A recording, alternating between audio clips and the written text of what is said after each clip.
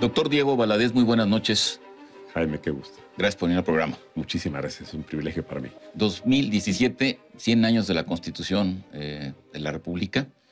Es el centenario, obviamente, redundante. Y bueno, tú eres investigador del Instituto de Investigaciones Jurídicas de la UNAM y eres un especialista en cuestiones constitucionales. ¿Cuál es tu visión de la Constitución a 100 años de distancia? A 100 años de distancia lo que se puede decir es que tenemos otra Constitución totalmente distinta de la que se aprobó en Querétaro el 5 de febrero de 1917. Fundamentalmente por la manera como se ha venido redactando la Constitución. Es verdad que se le han introducido muchas reformas de enorme importancia, pero también es verdad que esas reformas pudieron haberse redactado de otra manera. En 1917, para tener una idea precisa en cuanto a esto que acabo de decir, la Constitución tenía 22,000 palabras. 22,000. Hoy se acerca a las 67,000 palabras. O sea, 3 veces más. Sí, y por esta forma que se ha venido incrementando el volumen de la Constitución, se puede decir que ya no hay manera de detener que siga creciendo en cuanto a su contenido, en el detalle, en la minucia, en la formación reglamentaria de sus enunciados. A menos, y esto lo hemos propuesto en el Instituto de Investigaciones Jurídicas, que se decida reordenar la Constitución, porque también ya está muy desarticulada, muy desordenada. Hay muchas cosas que están donde no deberían, y que además se condense un poco su texto. Simple y llanamente como comparación, se ha hecho mucho, pero tú la podrás precisar con precisión. ¿Cuántas reformas se le han hecho a la Constitución y cuántas reformas se le han hecho a la Constitución en los Estados Unidos? Decretos de reforma en México son exactamente 230, con el último justamente de febrero, 230, que han tenido impacto sobre los artículos en 697 ocasiones. O sea, muchos artículos han sido reformados, muchas veces, algunos ninguna. 22 no han sido reformados nunca. 697 reformas, entonces. Bueno, las reformas son 230, pero una misma reforma puede tocar varios artículos. Por ejemplo, la reforma que se hizo con relación a Ciudad de México, antes Distrito Federal, abarcó 53 artículos, pero es, en rigor, una sola reforma. Ya te entendí. Ahora, en el caso de Estados Unidos, siguen otra técnica. Allá son enmiendas que se adicionan al texto constitucional. El texto original nunca ha sido tocado, sino que se le han incorporado reformas. Eso ya habla de una mayor sabiduría. Sin duda. Y por otra parte, una forma de actualización del texto también es la interpretación jurisprudencial. De manera que sí son muchos los cambios que se tienen en la Constitución americana, pero hay otra cosa, Jaime, también importante. ¿Pero cuántos cambios, Diego? Más o menos. Bueno, pueden rebasar el centenar sin problema alguno. Entonces no son tan pocos. Yo tenía la idea de que eran mínimas las reformas que se habían hecho. No, son muchos. Lo que pasa es que por la brevedad de la Constitución también las reformas formales son menores, pero las reformas materiales, o sea, de contenido, son muchas. Ahora, tienen otra cosa los americanos. Hay comportamientos o convenciones o conductas constitucionales que no están reguladas, no están en la Constitución, no están en la ley, no están en la jurisprudencia. ¿Son, digamos, tradiciones? Son tradiciones. Ellos tienen una, digamos, inglés, ¿no? escuela que proviene exactamente, que tú conoces bien, del derecho inglés. Esto entre nosotros ha sido exactamente al revés por una razón. Porque allá proceden por la vía de la confianza. O sea, una vez que se alcanza un acuerdo, aunque no esté escrito, se pone en práctica. Entre nosotros hemos desarrollado una técnica de reforma constitucional exactamente inversa. La desconfianza infinita. La desconfianza infinita. Esto se acentuó particularmente a partir ya del proceso de transición. Antes era evidente que... De las reformas políticas, dices. De las reformas políticas. Antes no se producía esto por una sencilla razón. Solamente había un agente político hegemónico. Entonces bastaban reformas muy lacónicas porque de todas maneras las aplicaba él mismo que las hacía. Cuando se tiene que negociar la reforma constitucional, que se da de una manera muy sintomática y acentuada en los años 90 y luego de... 89 fue la más importante, digo, la primera fue durante Salinas, ¿no?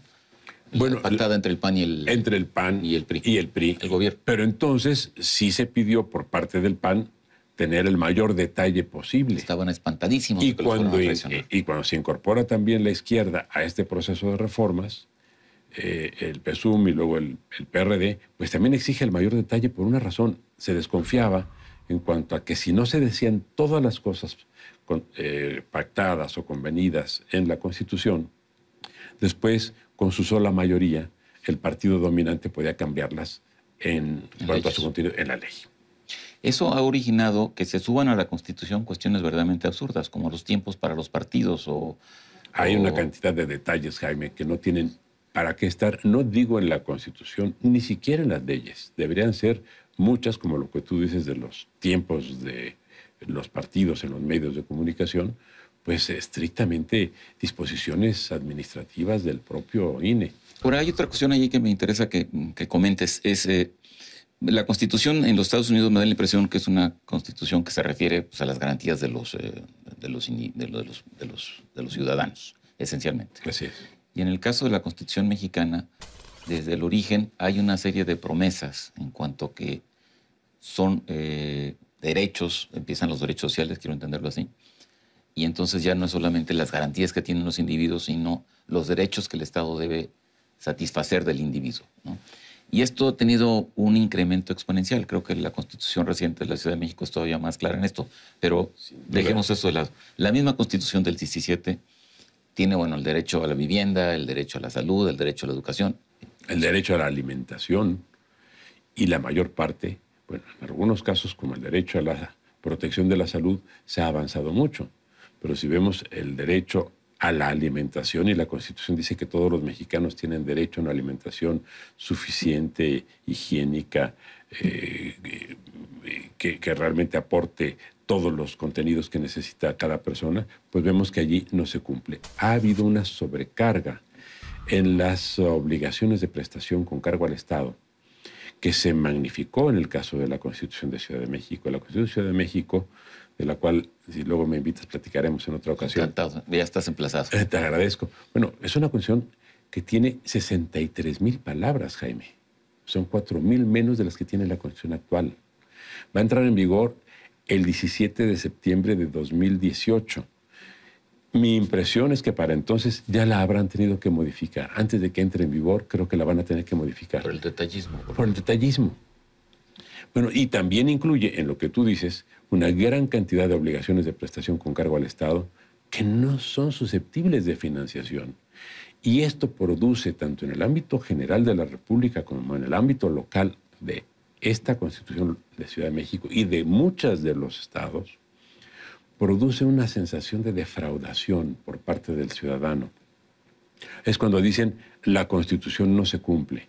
Pues ¿cómo se va a creer que se cumple la Constitución si de acuerdo con la norma nuestra todos deberíamos vivir bien y de acuerdo con la realidad vemos que más del 50% de los mexicanos no han satisfecho sus necesidades ni de habitación, ni de alimentación, ni de educación, ni de salud? ¿No es esa la mejor manera, digo, la mejor manera en el peor sentido, de estar alimentando la debilidad del Estado de Derecho? Por supuesto. Es una tradición que además viene desde la colonia, ¿no? Aquella frase famosa de acátese pero no se cumpla. Así es. Es así, ¿no? Es así es. Viene desde la Edad Media y se adoptó en México durante la colonia. O sea, no hay forma de cumplirla, y no importa que no se cumpla, pero usted la acata. Y esto entonces aquí se ha exponenciado con estos derechos que son, como tú dices, imposibles de satisfacer. Así es. Y que los ciudadanos tienen ante eso dos opciones, ¿no? Decir, bueno, esta Constitución no sirve para nada, porque pues, la ley no sirve para nada, o irse a los tribunales e impugnar al Estado y efectivamente o eventualmente ganarle un juicio tratando de que esos derechos se cumplan, porque están en la ley. Sería lo menos malo posible que fueran a los tribunales a demandar la aplicación exacta de la Constitución. Pero tampoco eso lo hemos cumplido. En México las posibilidades de acceso a la justicia son muy limitadas y por eso lo que muchas veces encontramos es que la expresión de inconformidad colectiva se da en la calle en vez de canalizarse por la vía institucional hacia los tribunales. Ahora, Diego, nos está comiendo el tiempo, va muy rápido.